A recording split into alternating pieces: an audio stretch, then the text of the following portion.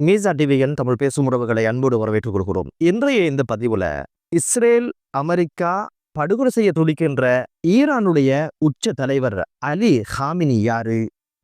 இந்த பகை எங்க தொடங்கின? இவர் கடந்து வந்த பாதைகள் என்ன? எப்படி கையை இழந்தார்? அப்படின்னு பல்வேறு விஷயங்களை பேசலாம்.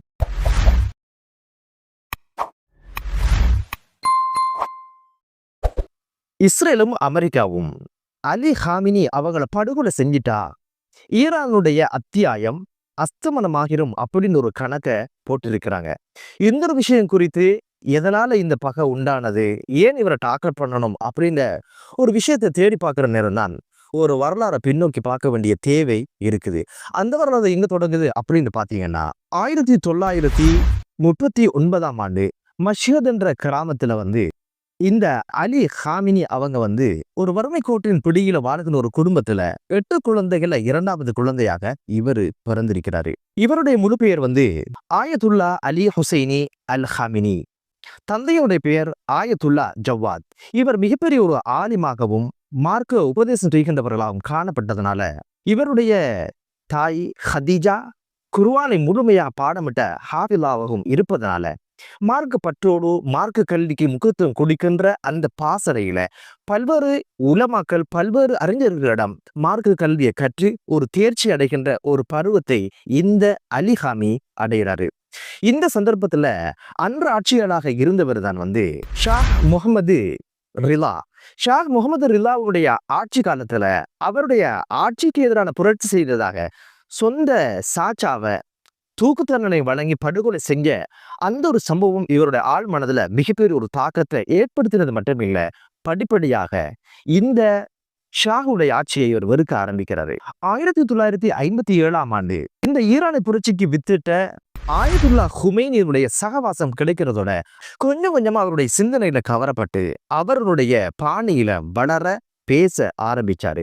இந்த சந்தர்ப்பத்துல தான் இந்த ஷாஹுடைய ஆட்சிக்கு எதிரான புரட்சிகளை அவ்வப்போது கச்சிதமாக செய்ய ஆரம்பிக்கிறது ஆயத்துல்லா ஹுமைனி. அவருடைய அனைத்து புரட்சிகளிலும் பக்கவலமாக இருந்தது மட்டுமல்ல, தவிர்க்க முடியாத ஒரு அங்கமாக மாறினாரு ஆயத்துல்லா ஹுமைனிட்ட. இதுக்கு பிறகு என்ன, ஷா அரசுடைய கண் அனைத்துமே இவர் மீது விழ ஆரம்பித்தது. 6 தடவைகள் சிறைக்கு போயிருக்கிறாரு. முதல் தடவை எதற்காக சிறை போனார் அப்படின்னு கேட்டீங்கன்னா 1962ஆம் ஆண்டு பலஸ்தீனத்தில் நடக்கின்ற அக்கிரமங்களை எதிர்த்தும் இஸ்ரேலுக்கு எதிரான ஒரு ஆர்ப்பாட்டத்தை முன்னின்று நிறுத்தினதுனால அன்றைய அரசு உடனடியாக கைது செய்து அலி ஹாமினிய சிறையில வச்சாங்க. 1965ஆம் ஆண்டாகும் பொழுதோ ஷாஹுடைய அரசு வெளிநாட்டு பயண தடையை 10 ஆண்டுகளுக்கு உறுதிப்படுத்தியது. இதனால வெளிநாடு எங்கும் செல்ல முடியாத ஒரு சூழல் அலி ஹாமினிக்கு ஏற்பட்டது. 1977ஆம் ஆண்டு ஈரானிய புரட்சியை நெறிப்படுத்துவதற்கான குழுவுல 11 பேர் அடங்குவாங்க. அந்த ஒரு 11 பேர்ல இவரையும் ஆயத்துல்லா ஹுமைனி உள்வாங்கி இருந்தது சிறப்பம்சமாக பார்க்கப்பட்டது. மீண்டும் மாணவர்களை இணைத்து பல்வேறு போராட்டங்கள் செஞ்சாரா அப்படின்னு ஒரு குற்றச்சாட்டுல ஷா அரசு உடனடியாக 6 மாதங்கள் சிறைக்கு அனுப்பி பல்வேறு சித்திரவதைகள் செய்தது மட்டுமல்ல, அவருடைய தாடியையும் சரவம் செய்ததையும் பார்க்க முடிந்தது. அதே ஆண்டு விடுதலையாகி வந்ததுக்கு பின்னால ஷா அரசு அவரை நாடு கடத்தி சிரமப்படுத்தியதையும் வரலாற்றில் பார்க்க முடிந்தது. 1979ஆம் ஆண்டாகும் பொழுதோ அமெரிக்க தூதுவர் ஆலயத்தை முற்றுகையிட்டு கிட்டத்தட்ட 444 நாட்கள் முற்றுகையிட்டு 52 ஊழியர்களை சிறைபிடித்து பணை கைதியாக வைத்து அமெரிக்காவுக்கு மிரட்டல் விட்ட ஒரு சம்பவமும் அந்த கால பகுதியில நடந்து முடிந்ததை பார்க்க முடிந்தது. இப்போது ஷா அரசுக்கு இருக்கிற பிரச்சனை என்ன அப்படின்னு பாத்தீங்கன்னா, நகையும் சதையுமாக அமெரிக்காவுடன் இருந்தவருக்கு இவருடைய செயற்பாடுகள் மிகப்பெரிய தலையடியை கொடுத்ததுனால சமயம் கிடைக்கும் போதெல்லாம் இவரை கைது செஞ்சு சிறையில போட்டு தண்டிக்க ஆரம்பிச்சாங்க, வதை செய்ய ஆரம்பிச்சாங்க. ஆனா ஒன்றுக்கும் அலி ஹாமினி சளைக்கல. எப்போதுமே ஆயத்துல்லா ஹுமைனுடைய சிந்தனைகள் மனதில் இருந்ததுனால சிறையெல்லாம் சாதாரணமாக கடந்து போகின்ற ஒரு சூழ்நிலையை அவர் உருவாக்கி வச்சு கொண்டாரு.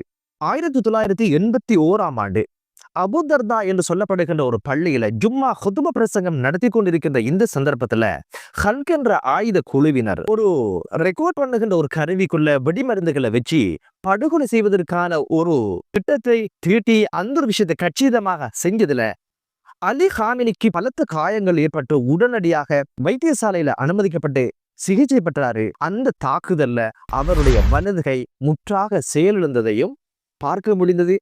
பல மாதங்கள் சிகிச்சைக்கு பின்னால மீண்டும் வந்து வீரியத்தோடு அவருடைய அரசியல் பயணங்களையும் காய் நகர்த்துகளையும் நடத்த ஆரம்பிச்சாரு. ஈரானிய புரட்சிக்கு பின்னால ஷாவுடைய அரசு வீட்டுக்கு போனதுக்கு பிற்பாடு இவர் வகித்த பதவிகள் மிக முக்கியமாக ஒன்று, ஆயத்துல்லா ஹுமைனியினுடைய ஊடக தொடர்பாடலுக்கு பொறுப்பானவராக இவர் கடமையாற்ற ஆரம்பிச்சாரு. இஸ்லாமிய குடியரசு கட்சியின் 3வது செயலாளராக நியமனம் பெற்றாரு. 1980 சூரா கவுன்சிலுடைய மிக முக்கியமான ஒரு உறுப்பினராக நியமனம் பெற்றாரு. 1981 இவர் வாழ்க்கையில மிக முக்கியமான தருணமாக பார்க்கப்படுது. அதுதான் ஈரானுடைய ஜனாதிபதியாக தெரிவு செய்யப்பட்டது மட்டுமல்லாம 8 ஆண்டுகள் அந்த பதவியில நாட்டுக்காகவும் மக்களுக்காகவும் பல்வேறு சேவைகளை ஆற்றியதாக சொல்லப்படுது. ஆலோசனை சபையின் பாதுகாப்பு குழு தலைவராகவும் கடமையாற்றியிருக்கிறாரு. கலாசார புரட்சியின் உச்சக்குழு தலைவராகவும் கடமையாற்றியிருக்கிறாரு. புரட்சிகர காவல் படையின் பட தளபதியாக பல்வேறு கட்டங்கள்ல நாட்டினுடைய நெருக்கடிக்கு தீர்வு கண்டதாகவும் சொல்லப்படுது. 1989 ஆயத்துல்லா ஹுமைனுடைய மறைவுக்கு பின்னால ஈரானின் உச்ச தலைவராக அலி ஹாமினி தெரிவு செய்யப்பட்டார். 2012 ஃபோர்ப்ஸ் பத்திரிகை உலகில் செல்வாக்கு மிக்க 19 நபர்கள்ல அலி ஹாமினியை தெரிவு செய்தது என்பது அவருக்கு கிடைத்த அங்கீகாரமாக பார்க்கப்படுது. தற்போது அலி ஹாமினிக்கு 86 வயதுகள் ஆகிற இந்த சந்தர்ப்பத்துல இஸ்ரேலுக்கும் அமெரிக்காவுக்கும் பிடிக்காத ஒரு மனிதராக அப்போதிலிருந்து இப்போது வரைக்கும் திகழ்வதை பார்க்க முடியுது. அலி ஹாமினி அடிக்கடி சொல்லுகிற ஒரு வார்த்தை தான், பெரிய ஷைத்தான் அமெரிக்கா, சியோனிஸ்ட் என்ற சிந்தனை ஒரு புற்றுநோயை ஒத்தது, அதை வெட்டி அகற்றணும் அப்படின்னு ஒரு கருத்தை பல்வேறு இடங்கள்ல பேசியது அமெரிக்காவுக்கும் இஸ்ரேலுக்கும் மிகப்பெரிய எரிச்சலையும் கடுப்பையும் ஏற்படுத்தியதை பார்க்க முடியுது. பலஸ்தீன் விவகாரத்துல சிறு பிராயத்திலிருந்தே அதற்காக குரல் கொடுக்கின்றவராக இருந்தது மட்டுமல்ல, கடந்த காலங்கள்ல பலஸ்தீன பிரச்சனை ஒரு இஸ்லாமிய பிரச்சனை என்று சொன்னது மட்டுமல்லாம மஸ்ஜித் அக்ஸாவை மீட்டெடுத்தல் என்பது தவிர்க்க முடியாத ஒரு அங்கமாக இருக்குது என்ற பல்வேறு விஷயங்களை பேசியதுனால இப்போதைக்கு இஸ்ரேல் குறிவைத்திருக்கின்ற படுகொலை செய்ய நினைக்கின்ற அந்த பட்டியல்ல முதன்மையான ஒரு பட்டியலாக இந்த அலி ஹாமினுடைய பேர் இருப்பதை பார்க்க முடியுது. இஸ்ரேலுக்கும் அமெரிக்காவுக்கும் தேவையான ஆட்சியாளர்களை வீட்டுக்கு அனுப்பி இவங்களை எதுக்கின்ற, இவர்களோட அநியாயத்தை தட்டி கேட்கின்ற, இவர்களுக்கு எதிராக குரல் கொடுக்கின்ற, இவர்களுக்கு எதிராக போர் தொடுக்கின்ற ஒரு தைரியம் உள்ள ஒரு ஆட்சியாளராக பார்க்கப்படுகின்ற ஒரு கேரக்டர் தான் அலி ஹாமினியுடையது. இதுதான் அலி ஹாமினி அவர்கள் கடந்து வந்த பாதை. இதனாலதான் அமெரிக்காவுக்கும் இஸ்ரேலுக்கும் இந்த அலி ஹாமினியை பிடிக்காமல் போனது. இதுக்கு மேல இப்போது நியூயார்க்கின் டைம்ஸ் பத்திரிகை ஒரு செய்தியை வெளியிட்டு இருக்குது. அந்த செய்தி என்ன அப்படின்னு பாத்தீங்கன்னா, இந்த அலி ஹாமினி அவர்களுடைய மரணத்துக்கு பின்னால ஈரானுடைய உச்ச தலைவராக வரவேண்டியவர்களுடைய பேரை அவர் பரிந்துரை செய்ததாக சொல்லப்படுது. இந்த ஒரு விஷயம் எவ்வளவு தூரம் உண்மையானது அப்படின்னு தேடி பார்த்ததுல ஈரானுடைய அரசியல் அமைப்பு வேறு விதமாக இருக்கிறத பார்க்க முடியுது. அது என்ன சொல்லுது அப்படின்னு பாத்தீங்கன்னா, ஒரு தலைவர், உச்ச தலைவர் இறந்து விட்டால் 88 பேர் கொண்ட உயர்ந்த அறிஞர்கள், மார்க்க அறிஞர்கள், நிபுணர்கள் கொண்ட இந்த சபைதான் அடுத்த ஈரானுடைய உச்ச தலைவர் யார் என்பதை தீர்மானிக்கும் என்பது அவர்களுடைய அரசியல் சாசனம் சொல்லுகிற விஷயம். அப்படி பார்க்கின்ற பொழுதோ நிச்சயமாக அலி ஹாமினி தனது மரணத்துக்கு பின்னால் யார் அடுத்த தலைவராக வர வேண்டும் என்ற ஒரு பரிந்துரையை செய்திருக்க வாய்ப்பில்லை. ஏன்னா அந்த பத்திரிகைக்கு அவ்வளோ ஆசை, இறந்து போகணும், படுகொலை செய்யப்படணுன்றதுல ரொம்ப ஆர்வமாக அவங்க இருக்கிறாங்க. அதை மட்டும் அவங்க பண்ணல, அதுக்கு மேல என்ன பண்ணினாங்கன்னா, அவங்களுடைய பத்திரிகையினுடைய முதற் பக்கத்துல அலி ஹாமினுடைய முகத்தினுடைய வடிவத்தை அறவாசி மறைத்து பிரசுரம் செஞ்சிருந்தாங்க. இது எதை சொல்லுது அப்படின்னு கேட்டீங்கன்னா, அலி ஹாமினி அரைவாசி இறந்து போய்விட்டார் அப்படின்னு ஒரு விஷயத்த கோடிட்டு காட்டுறது மட்டும் இல்ல, கூடிய சீக்கிரம் படுகொலை செய்யப்பட போறார் அப்படின்னு ஒரு விஷயத்த இப்போது விவாதிக்க ஆரம்பிச்சிருக்கிறாங்க. கடந்த காலங்கள்ல கத்தாஃபியினுடைய போட்டோவையும் இப்படி அவங்க பிரசுரம் செஞ்சதாகவும், சதாம் ஹுசைனுடைய போட்டோவையும் இப்படி பிரசுரம் செய்ததாகவும் தெரிய வந்திருக்குது. அப்படி செய்ததற்கு பிற்பாடு அந்த இருவரும் படுகொலை செய்யப்பட்ட என்ற விஷயத்தை வைத்து இப்போது அலி ஹாமினி படுகொலை செய்யப்படுவார் என்ற விஷயத்தை இப்போது அமெரிக்க ஊடகங்கள் விவாதிக்க ஆரம்பிச்சிருக்கு. இது சம்பந்தமாக டொனால்ட் ட்ரம்ப் என்ன சொல்லியிருக்கிறாரு அப்படின்னு பாத்தீங்கன்னா, அலி ஹாமினி அவங்களை படுகொலை செய்கின்ற இலக்கு என்பது ரொம்ப சுலபமானது அப்படின்னு சொல்லியிருக்கிறாரு. உண்மைதானே? அரபு நாட்டினுடைய தலைவர்கள் கோழையாக இருக்கின்ற பட்சத்துல நிச்சயமாக இது போன்ற சிங்கங்கள் நிச்சயமா அவங்களை இலக்கு வைக்கிறது அமெரிக்காவுக்கு இலகுவான ஒரு விஷயம் என்பதுல மாற்று கருத்து இல்லை. இப்ப கொஞ்சம் யோசிச்சு பாருங்களேன், கடந்த சிலங்கள்ல வசூலுக்கு வந்த இந்த அண்ணன் மில்லியன் கணக்கில் சல்லியெல்லாம் வாங்கிட்டு போய் இப்போது என்ன பண்ணிருக்கிறாரு அப்படின்றது திட்ட தெளிவாக தெரியுது. அதுதான் இஸ்ரேலுக்கு எதிரான இந்த யுத்தத்துல ஈரானை எதிர்த்து களம் கண்டார் என்பதை விட இஸ்ரேலுக்காக வந்தாரு என்பது இதுக்கான பணங்களை கொடுத்து உதவி செஞ்சது யாரு? இந்த இரவு முழுக்க சாப்பிட்டுட்டு பகல் முழுக்க தூங்குகின்ற பொய்லஸ் கோழி மாதிரி இருக்கின்ற இந்த அரபு தலைவர்கள் இருக்கும் வரைக்கும் நிச்சயமாக அரபு நாடுகள் உருப்பட போறதில்லை.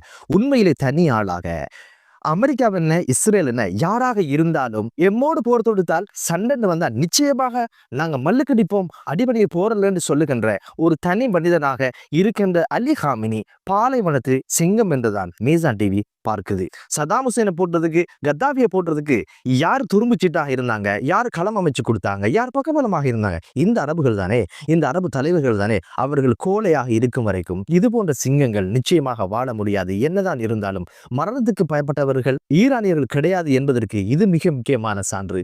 கோடியை கொடுத்தோ சரணடைகிறதை விட வீரனாக இறப்பது சிறந்தது என்று நினைக்கிற இந்த அலி ஹாமினி நிச்சயமாக பாலைவனத்து சிங்கம் என்பதுதான் யதார்த்தமான ஒரு விஷயம். இவர் 11 புத்தகங்களை எழுதியதாக சொல்லப்படுது. மிகப்பெரிய மார்க் அறிஞராகவும் சொல்லப்படுது. இப்போது அவர் பாதுகாப்பான இடத்தில் இருப்பதாக சொல்லப்படுது. காரணம் என்ன அப்படின்னு பாத்தீங்கன்னா, இந்த தாக்குதலுடைய நோக்கங்கள் 3. ஒன்று அணு உலைகளை முடிவுக்கு கொண்டு வருவது, மிக முக்கியமான பட தளபதிகளை படுகொலை செய்வது. அதே போன்று அலி ஹாமினி இவரோட டார்கெட்ல இருக்கிறார் என்பது தெரிகிறது. நிச்சயமாக இந்த ஒரு விஷயத்தை கச்சிதமாக செய்வதற்கான முனைப்புகளை அமெரிக்கா செய்கிறது என்பது தெரிகிறது. பொறுத்திருந்து பார்க்கலாம். இந்த சிங்கம் வீரியம் கொண்டு பாய்ந்து கர்ஜிக்கலாம் என்பதுதான் இப்போதைக்கு தெரிகிற விஷயம். என்னதான் இருந்தாலும் அலி ஹாமினி உயிரோடு இருக்க வேண்டும் என்பதுதான் எமது பிரார்த்தனையும் கூட. காரணம், இஸ்ரேலுடைய அநியாயங்களை தட்டி கேட்கின்ற ஒரு உணர்வுள்ள ஒரு மனிதனாக அவரை இப்போது இஸ்லாமிய உலகம் பார்க்க முடிகிறது. பொறுத்திருந்து பார்க்கலாம் இந்த ஒரு விஷயம் எப்படி நடந்து முடிய போகிறது என்று. மற்றொரு காணொளியை உங்கள் அனைவரும் சந்திக்கும் வரை விடைபெறுகிறேன். நன்றி.